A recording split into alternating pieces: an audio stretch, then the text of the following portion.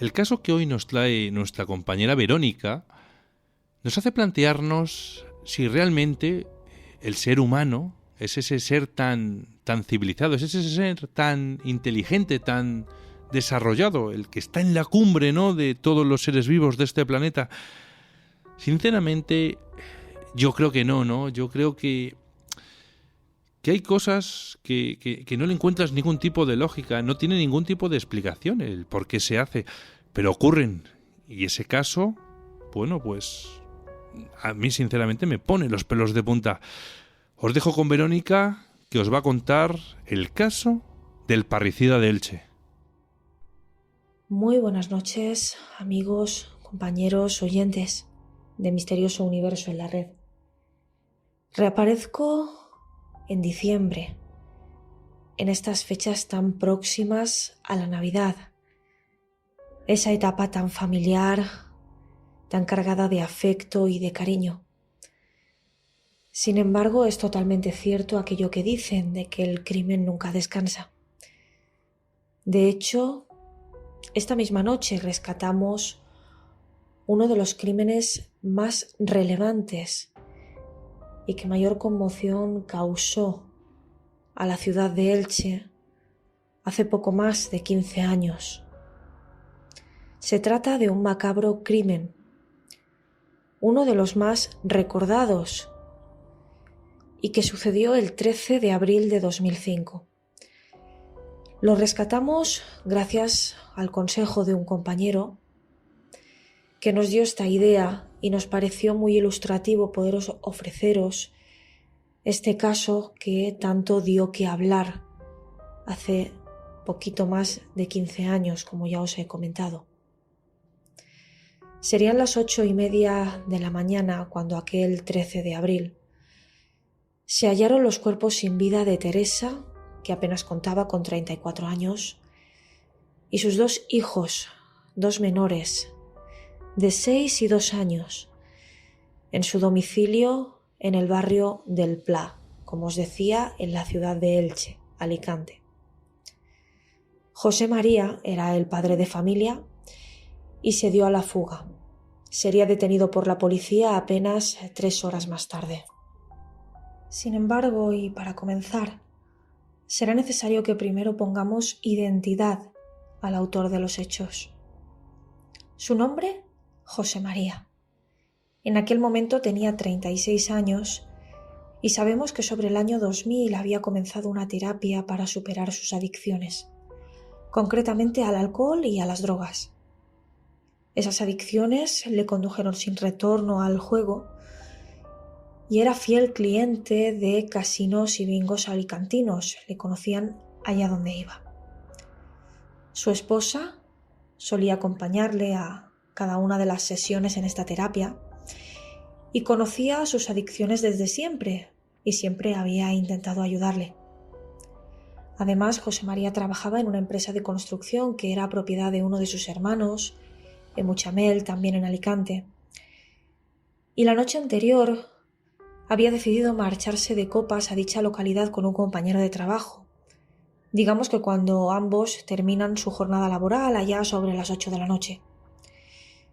Estuvieron bebiendo, consumieron cocaína y todo apunta a que regresó a su domicilio sobre la 1:30 de la madrugada, más o menos. Regresaría con una excusa que era la de coger dinero y continuar la fiesta por su cuenta mientras todos dormían. Sin embargo, lo que hizo fue golpearles en el cráneo y lo hizo con una herramienta de trabajo, concretamente con una maza. Y ni tan siquiera el niño menor, que apenas tenía 2 años, se libró de este asunto, mientras dormía plácidamente en su cuna. Sabemos que empezó por su mujer y siguió por su hijo mayor, que dormía además al lado de ella. Terminaría, por tanto, con el pequeño. Les destrozó sin compasión y les golpeó varias veces, tantas como fue necesario para asegurarse de que no se iban a levantar. Ni tan siquiera se molestó en limpiar las salpicaduras y mucho menos en disimular la escena. Apenas lavó la maza, que era lo que utilizaba, Observó que el color de mono azul de trabajo que llevaba puesto disimulaba la sangre. Así que cogió dinero, tomó una copa y salió a la calle. Allí le esperaban su amigo y la persona que solía facilitarle la droga cuando consumía. Incluso, y para colmo, se había perfumado. Pero todavía llevaba en la ropa todas las manchas de sangre fresca de la familia. Nuestro protagonista y su acompañante se dirigieron entonces a un club nocturno que se encontraba en las afueras de la ciudad en aquel momento. Allí se comportaron con normalidad, pero se sabe que siguieron bebiendo sin mesura. Más o menos sobre las 3 de la madrugada, debieron quedarse sin Blanca, porque deciden marchar a la casa de los padres de José María, una casa de campo situada además en una pedanía muy cercana, bajo el pretexto de coger dinero y así continuar con la fiesta. Sin motivo alguno, se sabe que llega a golpear a su compañero de trabajo, su acompañante durante toda la noche, y que en algún momento le lleva a urgencias para que le hagan alguna cura, pero, como os comento, en principio sin pretexto alguno. Después regresaría a casa de sus padres y ya serían las 7 de la mañana.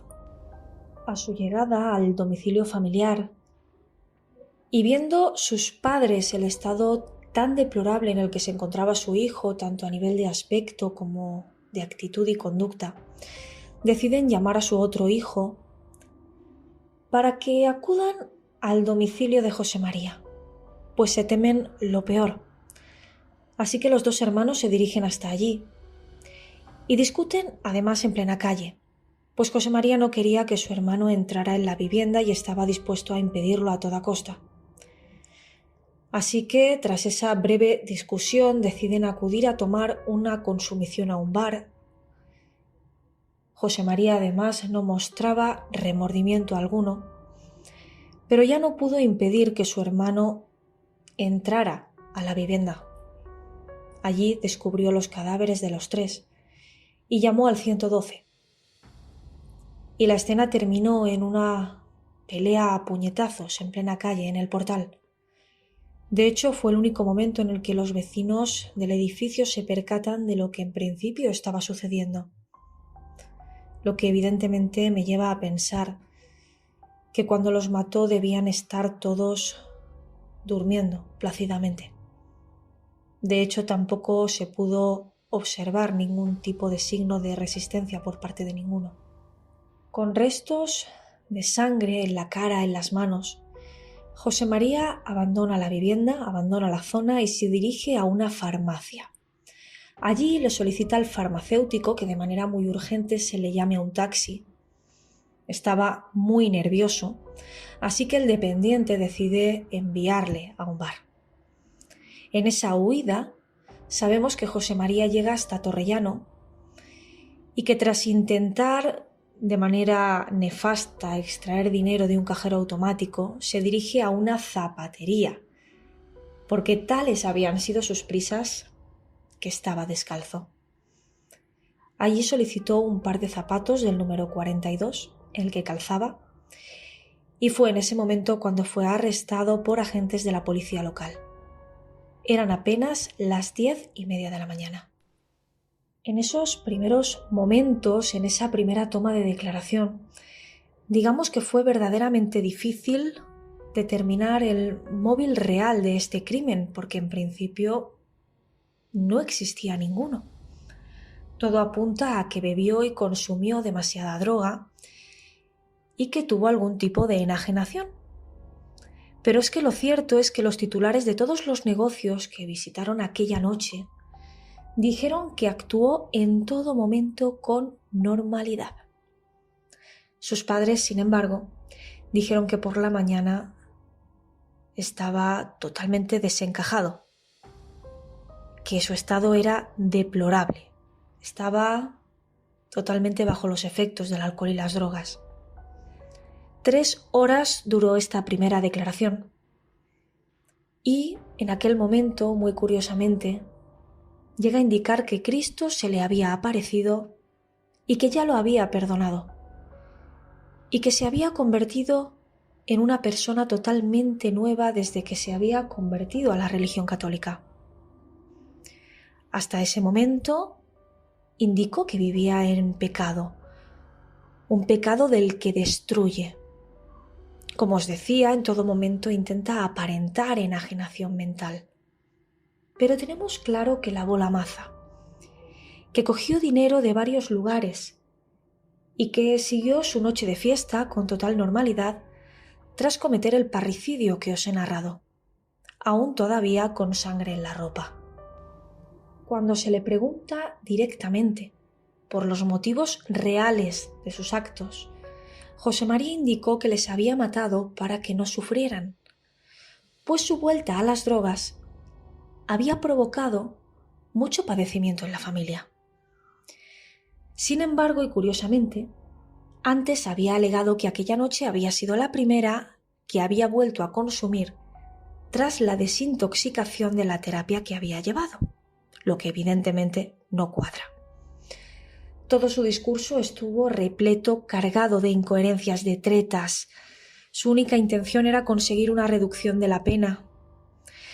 Sin embargo, no fueron pocos los testigos que aseguraron que ni había bebido demasiado, ni había consumido tanto, ni tampoco estuvo agresivo con nadie, por lo que era totalmente consciente de cada uno de sus actos.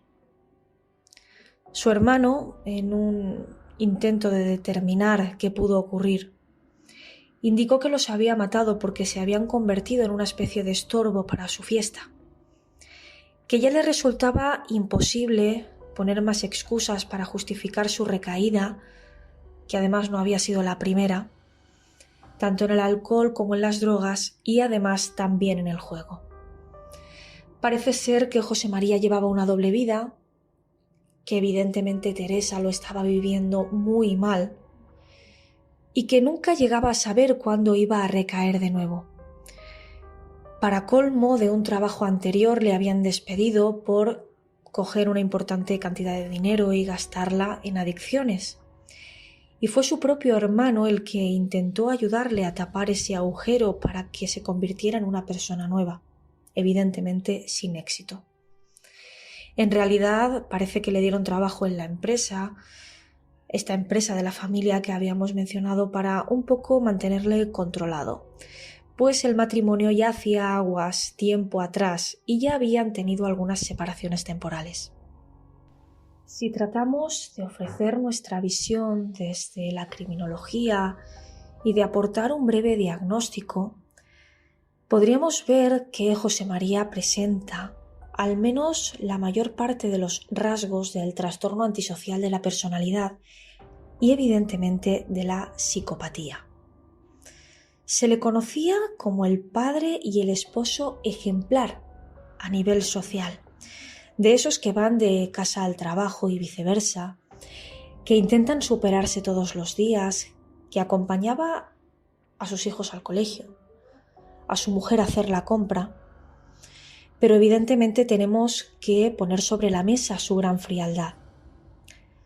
Se marcha de fiesta con un compañero de trabajo, regresa, comete un crimen, coge dinero y se marcha a un club de alterne y continúa bebiendo y consumiendo durante toda la noche. Así, mientras su esposa y sus hijos yacen sin vida porque él ha tomado una decisión. Además, presenta un importante historial previo de consumos, de juego patológico y para colmo intenta viciar su discurso, intenta alegar que sufre alucinaciones, paranoias, menciona la religión católica, como si quisiera eximir todos esos agravantes que le iban a caer encima cuando recién estaba estrenada la ley de violencia de género. Llegamos entonces a una conclusión. Aquella noche José María sabía perfectamente lo que hacía y además quería hacerlo. Y es posible que hasta lo tuviese planeado, pues sabemos que intentó llevarse algunos efectos personales de la familia y que estos efectos se encontraron en el maletero de su coche. Esto debió hacerlo con anterioridad a cometer el crimen, lo que manifiesta dos cosas: la intención de recordarles cuando no estuvieran, pero también de instalarse en cualquier otro lugar sin ellos. Es como si la decisión estuviera tomada y por ello subió con decisión al domicilio, con la maza. Y es lo que se entiende por premeditación, porque lo hizo además cuando todos dormían sin darles la posibilidad de que pudieran defenderse. Su carácter era frío y tan solo hay que echar un vistazo a las fotografías para poder ver su expresión cuando fue detenido. No mostraba remordimiento alguno y hasta llegó a remitir una carta a su abogado para que le defendiera. Reiteró no ser consciente de sus actos, ser la víctima peor parada de todo este proceso, pero que en ningún momento se quitaría la vida porque su cuerpo era un templo que Dios le había regalado. Hasta llegó a mencionar el amor que profesaba a su esposa e hijos, echando la culpa al demonio de sus actos. También admitió lamentar la muerte previa de su suegro, del padre de Teresa, por lo que decidió enviarle a su esposa y a sus hijos para que les disfrutara allí donde estuviera, aunque estaba muy arrepentido. Su abogado intentó la eximente completa por enajenación mental transitoria, una enajenación que podían haber provocado los consumos. Pero es evidente que no podemos justificar un crimen, además de estas características, con la religión sobre la mesa, leyendo libros de autoayuda o manifestando el deseo de ser sacerdote, porque también lo hizo. En todo caso, estos hechos en sí mismos revelan los síntomas de un potente narcisismo. Esa autoimportancia que se daba a sí mismo, a su persona y a todo lo que hacía. Como era de esperar, el jurado popular declaró culpable a José María y le interpuso 54 años de prisión, además del pago de una cuantiosa indemnización a la familia. Apenas un par de años después, José María falleció en la prisión de Mansilla de las Mulas, en León. Tal y como os he comentado al principio, he rescatado este caso por consejo de un compañero y me he dado cuenta de lo ilustrativo que puede llegar a resultar para entender los síntomas y las condiciones de una psicopatía integrada o de unos rasgos narcisistas o antisociales. De hecho, prácticamente se dan la mayoría en nuestro protagonista. Por este motivo, os invito a que sigáis escuchando programas posteriores en los que os iremos recordando algunos de los casos que han sido capaces de marcar a barrios y sociedades enteras.